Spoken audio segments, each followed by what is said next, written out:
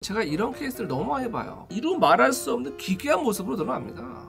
막 인상 찌푸리고 막 이상한 성소리 내고 막 twetwet 침 뱉고 막 난리치고 누가 보면 딱 야 이거 귀신 들렸네, 악령 들렸네, 그런 모습 보입니다.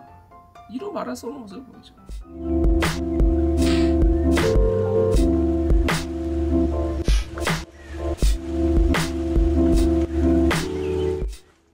선택을 잘해야 돼요.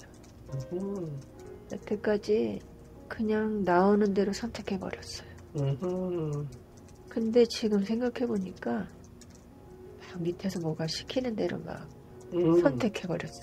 좋아요. 뭐가 시켰던 걸까요? 악마가 속삭였어. 악마가. 그거 악마 같아. 해야 돼 막 이래요. 근데 그걸 또 들어 내가. 근데 잘못하고 또 도와달라고 어디다 빌어. 마음속에 계속 빌어. 근데 아무도 도와주지 않아. 마음속에서. 그래요. 도대체 이 악마는 왜 이렇게 이런 걸 시키는 걸까요? 모르겠어요. 마음 옆에서 해야 돼. 그러면 나는 안 된다고 해. 근데 이 사람은 자꾸 하라고 하고 그랬었네. 그래요. 내가 져 맨날. 왜 지지? 잘못해놓고 그땐 또 잘못한 다음엔 악마가 속삭이지 않아. 좋아요. 이 악마가 그냥 생기지 않았을 거예요. 이 악마는 어디서 어떻게 생겼는지도 문득 알게 됩니다. 하나 둘 셋. 나 학교 다닐 때 선생님한테 잘못도 안 했는데 맞았어. 아주 못되고 뚱뚱하고 욕심이 많은 선생님. 저건 내 신발이 맞는데 다른 애가 신발을 잃어버렸는데 내 신발하고 똑같다고.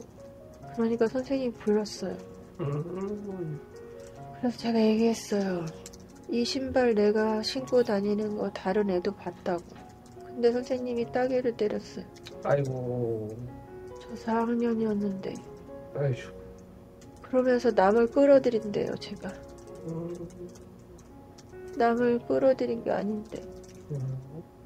그냥 내 거라고, 내 건데, 그걸 알 사람이 쟤네들이라고 얘기했을 뿐인데, 선생님이 따귀를 때린 게 집에 가서도 말을 못해요. 좋아요. 엄마 아빠는 그런 거 신경을 그때까지는 안 썼으니까. 좋아요. 얘기해봐야 의미가 없다고 생각했던 것 같아요. 좋아요. 이제라도 그 선생님한테 할 말을 좀 해야 될 것 같아요. 그 선생님은 뭐라고 말하고 싶으세요? 왜 때리냐고. 좋아요. 직접 얘기하세요. 왜 때리냐고. 난 잘못한 게 없는데 왜 네 감정을 실어서 얘를 때리냐고. 부대요. 좋아요. 그래서 여기서는 현실에서 할 수 없었던 어떤 말도 할 수 있고 심지어는 어떤 무기를 써도 상관없습니다. 어떻게 하고 싶으세요? 나도 똑같이 때려주고 싶어요. 때려주세요. 당한 만큼 똑같이 때려주세요. 그리고 뭐라고 말하고 싶으세요? 나쁜 년이라고. 좋아요. 말하세요. 괜찮아요. 너는 못됐다고. 욕심 많은 돼지라고. 왜 애들을 때리자고. 좋아요. 난 엄마 아빠가 나한테 사랑을 주지 않았어도 때리진 않았는데 네가 왜 나를 때리냐고. 난 아직도 어린데, 난 앤데 왜 네가 뭔데 좋아요. 때리냐고. 밟아버리고 싶어요. 밟으세요.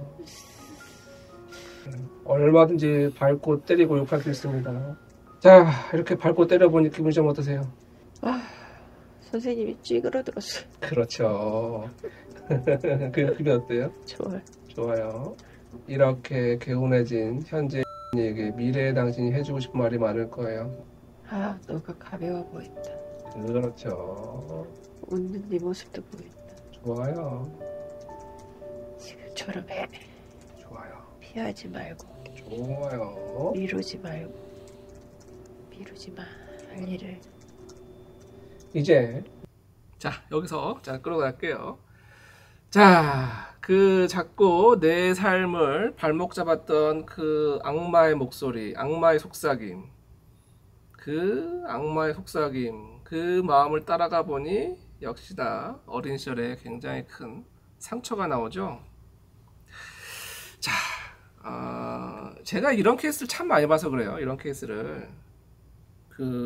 많은 분들이 이제 뭔가 내 삶이 풀리지가 않거나 그러면 뭔가 내 삶을 좌우하고 있는 어떤 악령, 뭐 귀신, 빙의, 악마, 이런 어떤 좀 사악한 존재들이 내 삶을 이렇게 쥐고 흔들고 이끌고 있다. 이런 느낌을 받을 때가 참 많아요. 그래서 이런 것들을 소위 말해서 퇴마, 퇴치, 여기에 굉장히 방점을 두고 이렇게 막 싸우듯이 뭐 너 물러가라 뭐 막 이렇게 팥도 막 뿌리고 막 그죠? 이런 작업을 참 많이들 하죠. 했고 예전에. 근데 제가 이제 이 상담을 하면서 이런 마음들, 이런 소위 말해서 사악한 존재들, 사악한 목소리들, 악마들 다 따라가 보면 거기 이렇게 너무나 상처받은 마음들이 드러날 때가 너무 많아서 그래요. 이런 상처받은 마음들이.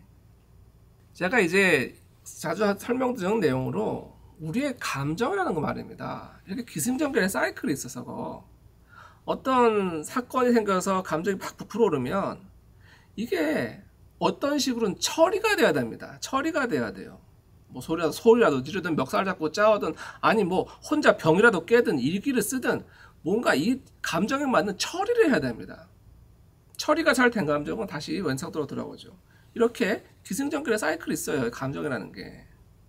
그런데 어떤 감정은 이렇게 확 부풀었는데 이걸 처리를 할 수가 없는 감정들이 있죠. 예를 들어서 너무 압도되는 감정이거나 감당이 안 되거나 아니면 이 감정을 꺼냈다가 혼나거나 욕먹거나 그래서 자일이 타든 이 감정을 꺼내지 못하고 확 눌러버려야 되는 이런 감정도 있다는 겁니다.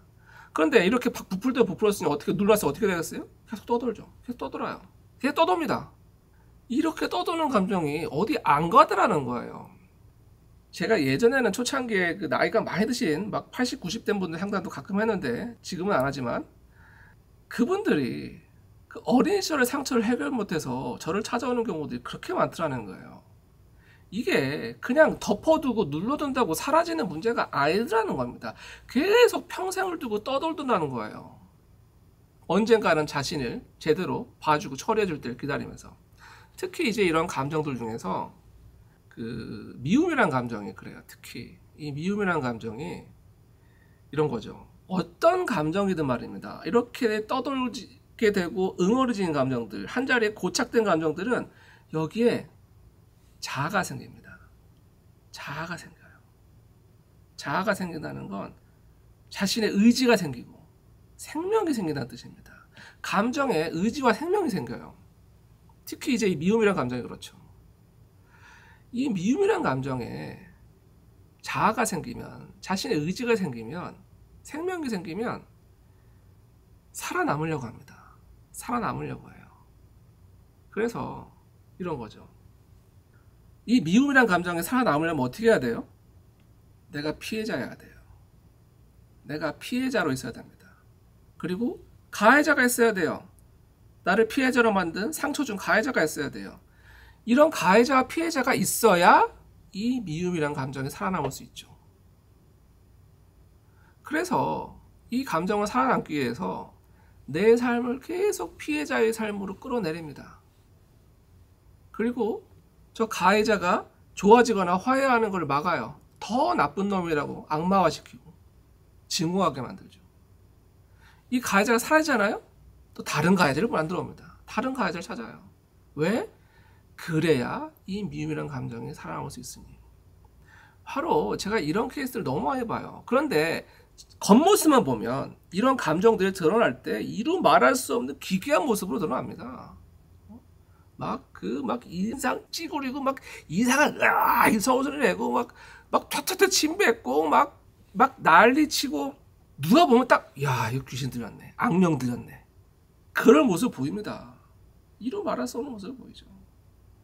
그런데 애초에 이 감정이 왜 생겼냐고요. 왜? 상처 때문이거든요. 아팠던 거거든요. 슬펐던 거거든요. 억울했던 거거든요.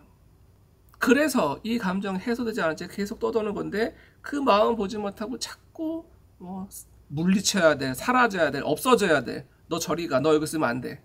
이러니 이 마음이 풀리겠냐는 거예요.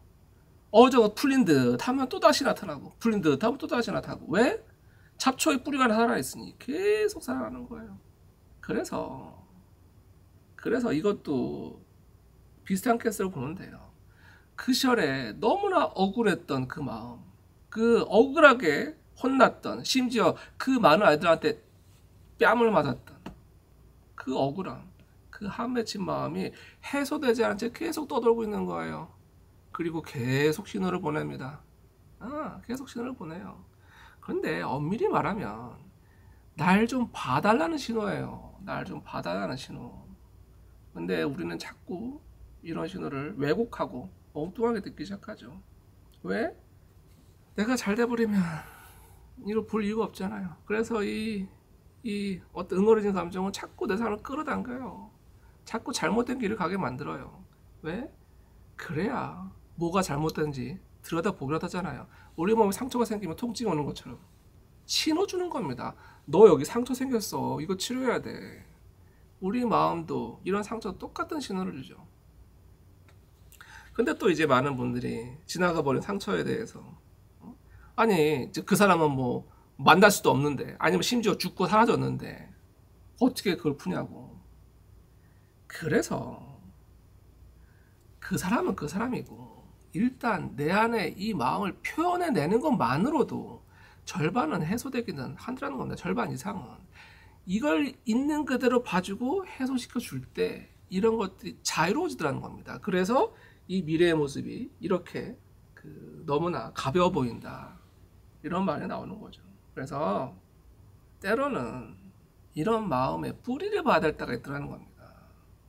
그 뿌리만 알면 이 감정이 싹 녹아내리는데 자꾸 변죽만 올리거나 제대로 봐주지 않으면 계속 그래서 이렇게 내 삶을 자꾸 발목 잡는 안마 같은 존재로 드러나게 되죠. 그래서